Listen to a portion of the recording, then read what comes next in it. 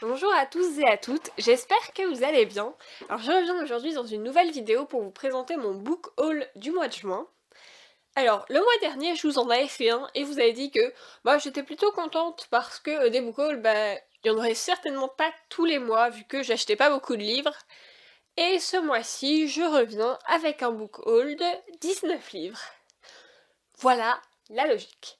Alors, pour ma défense, c'est pas totalement un craquage. Bon, c'est un craquage dans le sens où 19 c'est beaucoup trop, surtout que j'emprunte énormément de livres, j'en récupère, enfin voilà, on se les prête entre amis, donc ma palle descend très lentement.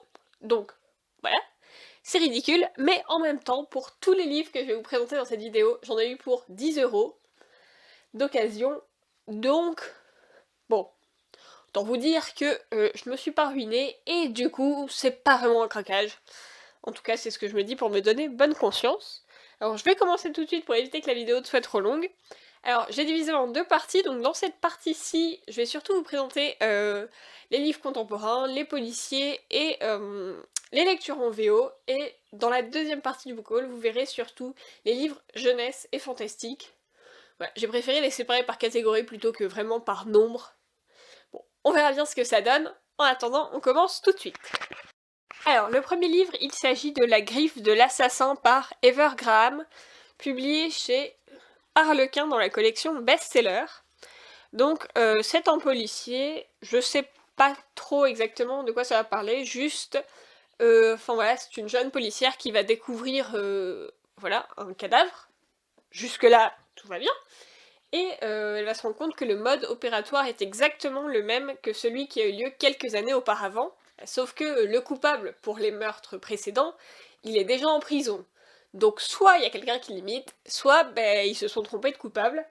Et voilà, globalement, j'en sais pas beaucoup plus. Ça fait longtemps que j'ai pas lu de policier, donc bon, ça me paraît une bonne occasion de m'y remettre.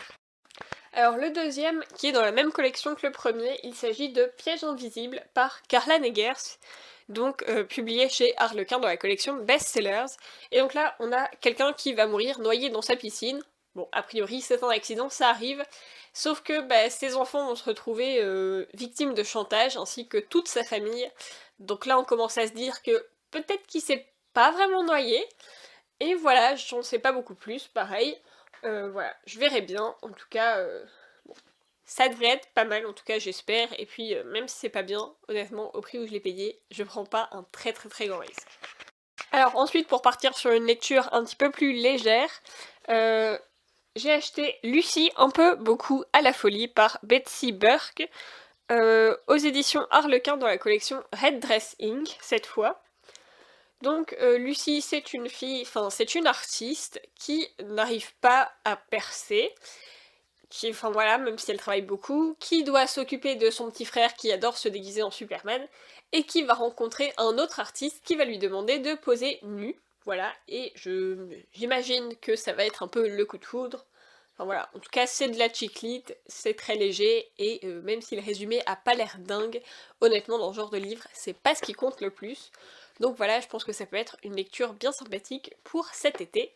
Je vous en reparlerai bientôt, j'espère.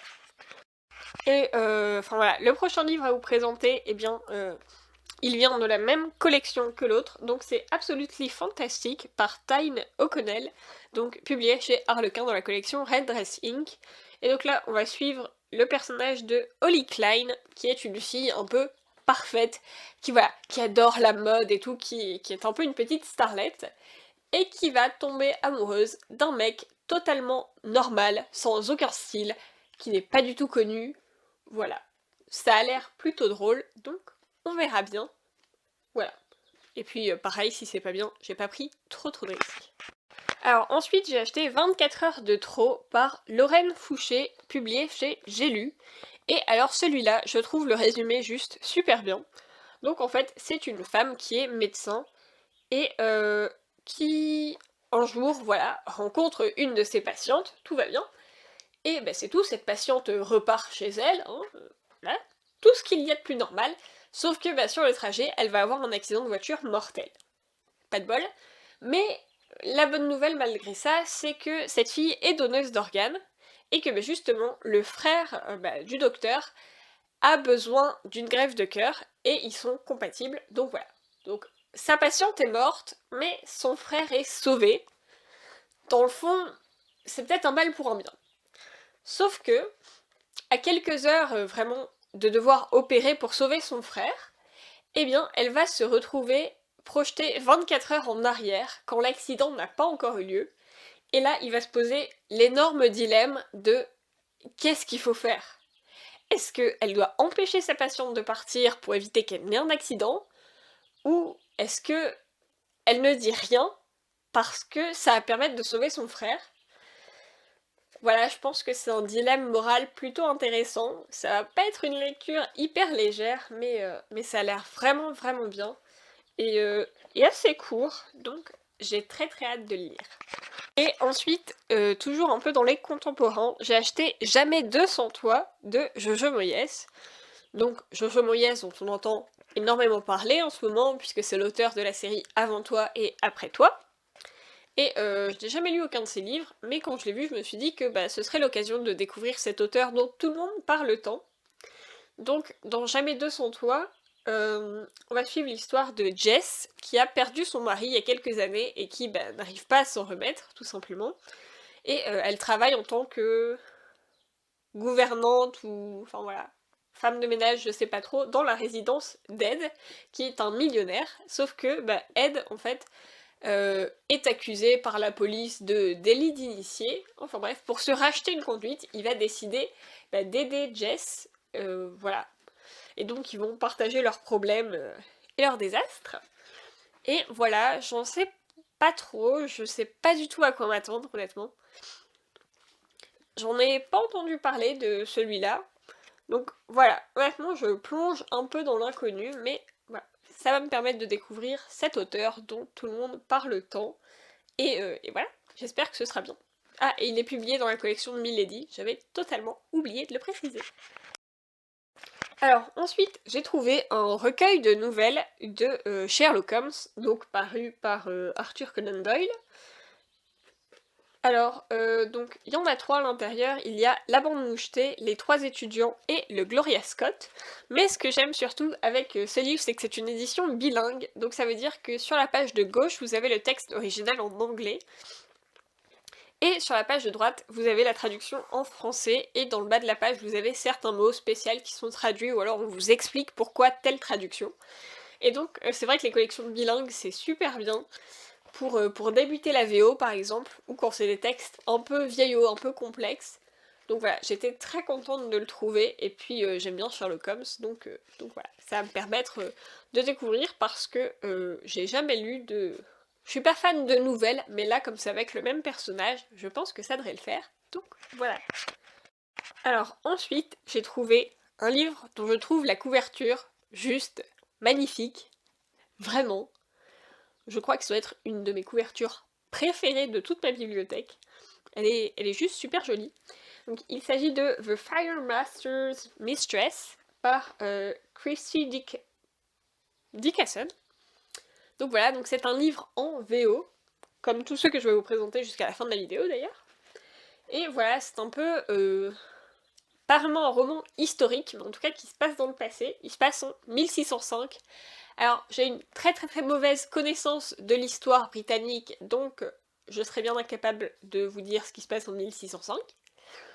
Mais je pense que c'est un événement un petit peu important, donc voilà, ça va me permettre de découvrir un petit peu l'histoire britannique. Et c'est surtout une histoire qui a l'air d'être un peu intrigue à la cour, enfin voilà, les secrets, les trucs, ce qu'il faut pas dire, les complots. Bref, c'est quelque chose que j'aime bien. Et voilà, j'adorais la couverture, donc j'avais super envie de le lire. Et même si je le lis pas, il est tellement joli, je pouvais pas passer à côté, quoi. Donc voilà. Et en plus, l'histoire a l'air vraiment bien, donc j'ai très très hâte de le lire, même si il est en VO et il a l'air assez long, donc ça va me prendre un petit moment. Alors ensuite, toujours en VO, j'ai acheté Windmills of the Gods par Sidney Sheldon, paru chez HarperCollins. Et donc c'est une fille qui apparemment est très brillante et qui a un peu le pouvoir de changer le monde, voilà. Sauf que tout le monde veut la tuer. On ne sait pas pourquoi, probablement parce que la manière dont elle veut changer le monde ne plaît pas. et il n'y a que 2 personnes qui peuvent l'aider, mais en fait, parmi ces 2 personnes, eh ben, il y en a une qui veut la tuer. Voilà, donc je pense que ça va être un peu policier, espionnage. Et voilà, et Sidney Sheldon, c'est une auteure qui a écrit vraiment beaucoup de livres, et j'en ai testé aucun. Donc c'est une bonne occasion, je pense. Et voilà, puis ce sera l'occasion de lire en VO, même si ma palle en VO commence à être vraiment très haute par rapport au rythme auquel je la lis. Mais bon, tant pis, on va s'en remettre. Donc voilà, ça me fera un autre policier, etc. C'est toujours bien. Et enfin, avant-dernier livre, on va dire, c'est un autre livre de Sidney Sheldon qui est The Best Laid Plans, paru chez HarperCollins, donc comme le précédent.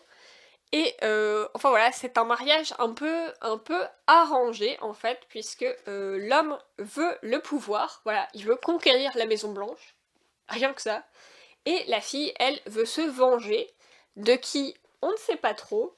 Donc voilà, ça a l'air là aussi un peu intrigue, magouille, et je t'en passe. Donc j'ai vraiment très envie de le lire, même si comme je disais, ma palle en VO fait que je ne vais certainement pas le lire tout de suite.